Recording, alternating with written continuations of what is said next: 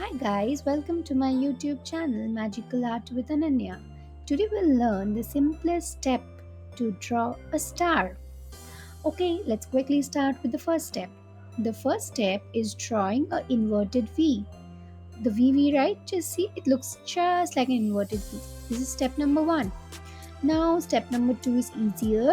With that inverted V, we'll draw one left side line and right side straight line.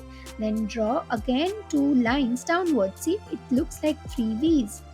Now, in step number 3, we have to draw more V. So, with the 3V, we'll draw two lines opposite to each other. In step number 4, we will draw 4 and 5V, that is 1V, 2V, 3V. This is the fourth V and this is the fifth V. See, our star is ready.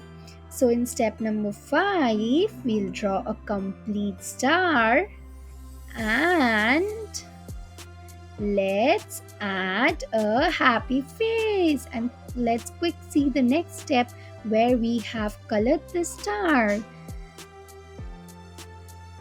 Don't forget to subscribe my channel The Magical Art with Ananya, and definitely like and share.